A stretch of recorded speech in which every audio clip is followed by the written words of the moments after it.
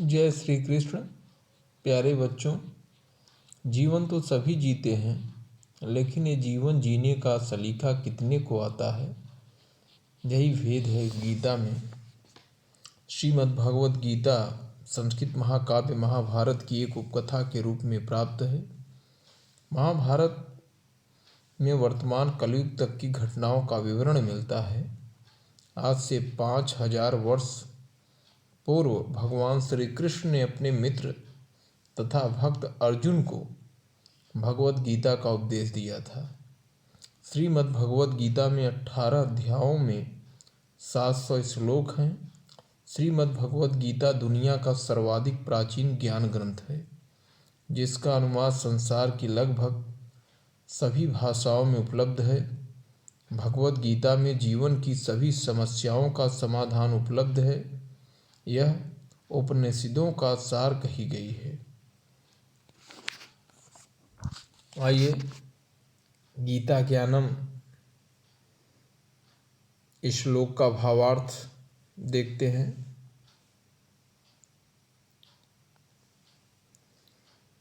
कर्मणेवाधिकारस्ते मा फलेषु कदाचन मा कर्म फल हेतुर्भु मारते संगतो असत्व कर्मणि। कर्म पर तुम्हारा अधिकार है। कर्मणेवाधिकारस्ते, कर्म पर तुम्हारा अधिकार है। मां माने नहीं, फलेश माने फल, कदाचन माने कभी भी, कर्म के फल पर कभी नहीं। आपका सिर्फ कर्म करने का अधिकार है, लेकिन कर्म का फल देने का अधिकार भगवान का है। मां कर्म फल हेतुर्भु मारते संगतो असत्व कर्मणि। फल की चिंता किए बिना कर्म करते रहो तथा तुम काम ना करने के प्रति भी आसक्त नहीं होना। तात्पर्य, कर्म फल की इच्छा से कभी काम मत करो और न ही आपकी कर्म न करने की प्रवृत्ति होनी चाहिए। अगला श्लोक देखिए।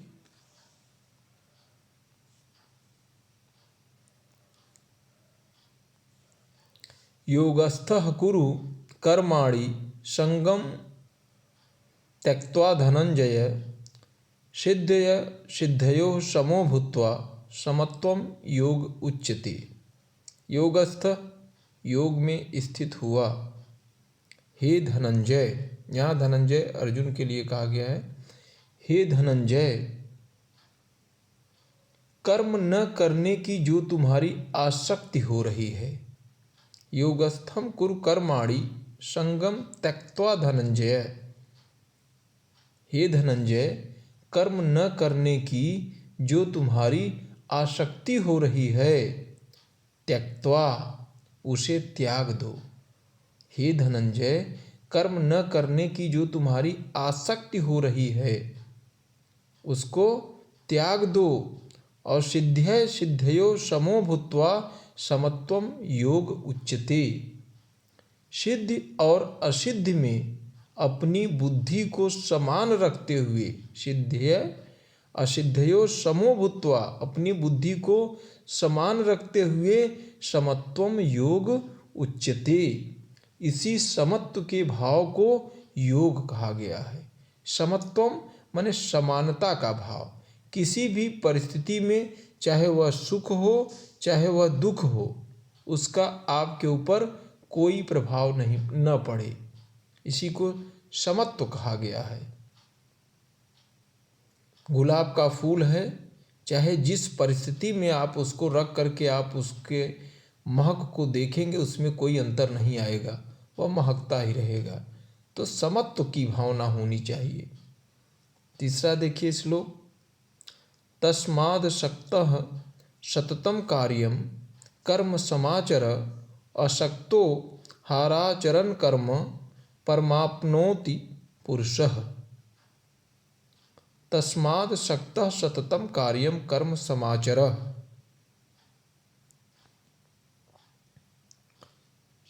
अब तीसरे, तुम निरंतर आसक्ति से रहित होकर, तुम निरंतर आसक्ति से रहित होकर सदा कर्तव्य कर्म को भली भांति करते रहो।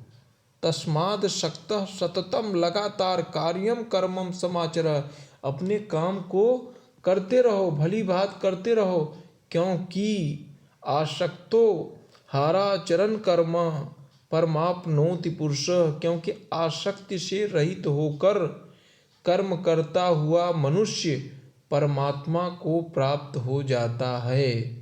आसक्ति से रहित होकर कर्म करता हुआ मनुष्य परमात्मा को प्राप्त हो जाता है, मोह माया लालच आदि से परे।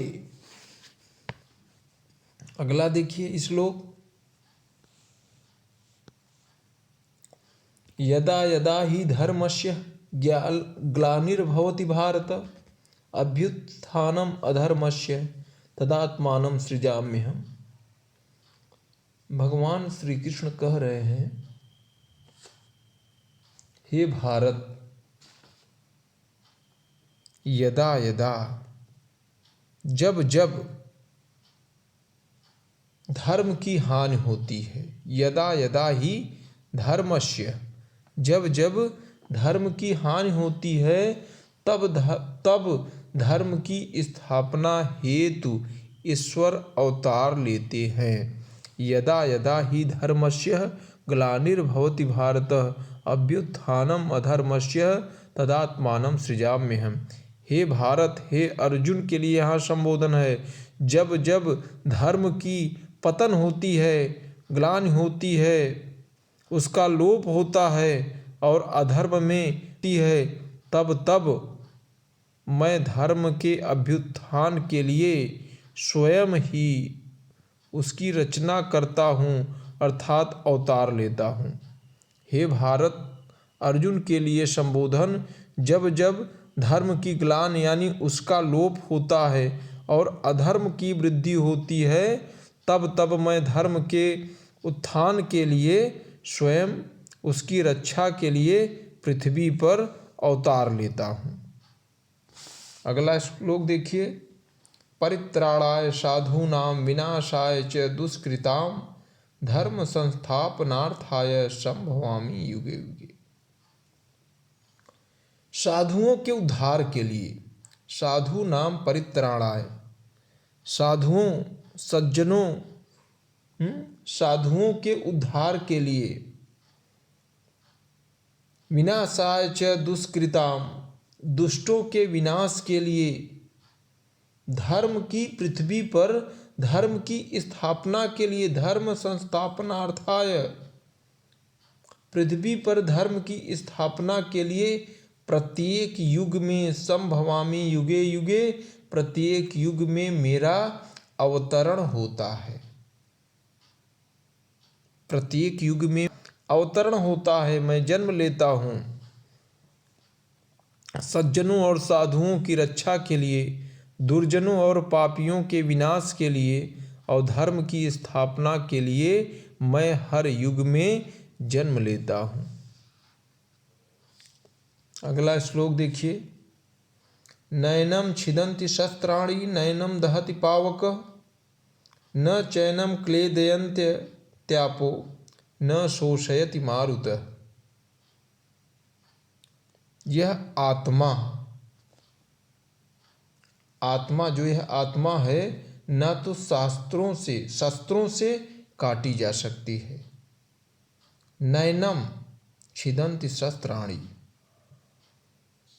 शस्त्रों के माध्यम से यह न काटी जा सकती है और न तो आग से, नैनम दहति पावकः, न तो आग से जलाई जाती है, न तो यह आग से जलाई जाती है। और आगे क्या है, न चैनम क्लेदयन्त्यापो न शोषयति मारुतः, और न तो जल द्वारा गलाई जा सकती है, शोषयति मारुतः, और न हवा के द्वारा सुखाई जा सकती है। नैनम छिदन्ति शस्त्राणि नैनम दहति पावकः न चैनम क्लेदयन्त्यापो न शोषयति मारुतः। यह आत्मा न तो कभी किसी शस्त्र द्वारा खंड खंड किया जा सकता है, न अग्नि द्वारा जलाया जा सकता है, न जल द्वारा भिगोया या गलाया जा सकता है, न तो वायु द्वारा सुखाया जा सकता है। 7वां श्लोक देखिए। ध्यायतो विषयान् पुंसः संगस्ते सूपजायते संगात् संजायते कामः कामात् क्रोधो अभिजायते। इंद्रियों के विषयों का ध्यान करने पर ध्यायतो विषयान् पुंसः, ध्यायतो विषयान् पुंसः इस श्लोक का अर्थ है कि विषयों माने वस्तुओं के बारे में सोचते रहने से, ध्यान रखने से, सोचते रहने से मनुष्य को उनसे आसक्ति हो जाती है। संगस्ते संगस्ते संगस्ते सूपजायते, मनुष्यों को उसमें आसक्ति हो जाती है, और जब आसक्ति हो जाती है तो उनके अंदर कामना उत्पन्न हो जाती है, कामना से क्रोध उत्पन्न हो जाता है। कामात् क्रोधो अभिजायते। तात्पर्य है कि इस श्लोक का अर्थ है कि विषयों वस्तुओं के बारे में सोचते रहने से मनुष्य को उनसे आसक्ति हो जाती है, लगाव हो जाता है। इससे उनमें कामना यानी इच्छा पैदा होती है, और कामनाओं में विघ्न आने से क्रोध की उत्पत्ति होती है। यहाँ भगवान श्री कृष्ण विषयासक्ति के दुष्परिणामों के बारे में बताया है। बहुत ही अच्छा श्लोक है। ध्यायतो विषयान् पुंसः संगस्ते सूपजायते संगात् सुजायते कामः कामात् क्रोधो अभिजायते। अगला श्लोक देखिए। क्रोधाद्भवति सम्मोहः सम्मोहात् स्मृति विभ्रमः स्मृतिभ्रंशात् बुद्धिनाशो बुद्धिनाशात् प्रणश्यति। क्रोधाद् भवति सम्मोहः, क्रोध में से मूढ़ता उत्पन्न होती है, क्रोध में से मूढ़ता उत्पन्न होती है। और आगे मूढ़ता से स्मृति भ्रांत हो जाती है। सम्मोहम सम्मोहम स्मृति विभ्रमः, मूढ़ता से स्मृति भ्रांत हो जाती है, भ्रमित हो जाती है। और स्मृति भ्रंशाद बुद्धिनाशो, और स्मृति भ्रांत होने से ज्ञान का नाश हो जाता है। और जिसका ज्ञान नष्ट हो गया बुद्धि नाशात प्रणश्यति, और जिसका ज्ञान नष्ट हो गया वह क्या है, वह मृतक के समान है। इस श्लोक का अर्थ है कि क्रोध से मनुष्य की मति मारी जाती है, यानी मूर्ख हो जाता है, मूढ़ हो जाता है, जिससे स्मृति भ्रमित हो जाती है। स्मृति भ्रमित हो जाने से मनुष्य की बुद्धि नष्ट हो जाती है, और बुद्धि का नाश हो जाने पर मनुष्य खुद अपना ही नाश कर बैठता है। इसके आगे आपकी किताब से संबंधित प्रश्न उत्तर दिए गए हैं, देखिए इस पर भी बात कर लेते हैं। पहला प्रश्न है, एक पदेन उत्तरः तव अधिकारः कस्मिन् भवेत्। तुम्हारा अधिकार किसमें होना चाहिए? कर्मणयो, कर्म पर। तव अधिकारः कस्मिन् भवेत्, तुम्हारा अधिकार किसमें होना चाहिए? आपका उत्तर होगा कर्मणयो। दूसरा है, किम त्यक्त्वा कर्माणि कुरु। क्या छोड़कर कर्मों को करना चाहिए? किम त्यक्त्वा कर्माणि कुरु। संगम, आसक्ति को छोड़कर अपने कर्म को करना चाहिए। संगम आसक्ति, आसक्ति को छोड़ करके हमें अपने कर्मों में लगे रहना चाहिए। ग है, तस्मात् कथम भूत्वा कार्यम कर्म समाचर। मनुष्य को कैसे होकर अपने कार्य कर्मों को करना चाहिए। मनुष्य को कैसे होकर अपने कार्य कर्मों को करना चाहिए। असक्तः भूत्वा निस्वार्थ भाव से केषां परित्राणाय देवः संभवति। किनके बचाने के लिए देवता प्रकट होते हैं, किनको क्या बचाने के लिए देवता प्रकट होते हैं। साधु नाम। लास्ट प्रश्न है आत्मानं कानि न छिदन्ति। आत्मा जो है आपका, आत्मा को कौन नहीं काट सकता, तो आपका उत्तर होगा शस्त्राणि। शस्त्रों के द्वारा इसे काटा नहीं जा सकता। देखिए पूर्ण वाक्यानुत्तरत अस्माकं अधिकारः केषु न भवेत्। हमारा अधिकार किसमें नहीं होना चाहिए। उत्तर होगा अस्माकं अधिकारः कर्मफलेषु न भवेत्। अस्माकं अधिकारः कर्मफलेषु न भवेत्। हमारा अधिकार कर्म के फल पर नहीं होता। अस्माकं अधिकारः कर्मफलेषु न भवेत्। अगला प्रश्न है सिद्ध्यै सिद्धयो कथं भवितव्यम। सिद्धि और असिद्धि में कैसे रहना चाहिए, अर्थात अच्छे और बुरे में हमें कैसा व्यवहार करना चाहिए। सिद्ध असिद्धयो समानम, या आप लिख सकते हैं समः भवितव्यम, समानता का व्यवहार करना चाहिए। अगला प्रश्न है श्री कृष्ण कदा आत्मानं सृजन्ति। श्री कृष्ण कब अपने आप का सृजन करते हैं। श्री कृष्ण कदा आत्मानं सृजति, तो यदा यदा धर्मस्य ग्लानिर्भवति भारत तदा श्री कृष्ण आत्मानं सृजति। अगला प्रश्न है कस्मात् कामः जायते। कस्मात् कामः जायते, काम किससे उत्पन्न होता है। क्रोधस्य संगात् कामः जायते। अंग बुद्धि नाशात किम भवति। बुद्धि के नाश होने से क्या होता है। बुद्धि नाशात प्रणश्यति।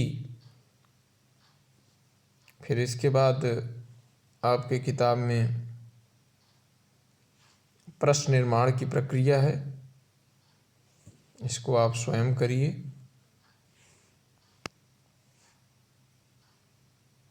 और मूल शब्द विभक्ति और वचन, इसको भी आप कॉपी में करिए।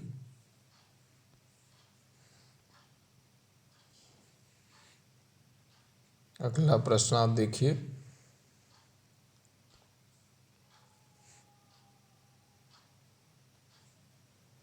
इस संधि विच्छेद है। संधि विच्छेद परस्परम श्लोकान मेलयत। अभ्यासकार से संबंधित अन्य प्रश्न हैं।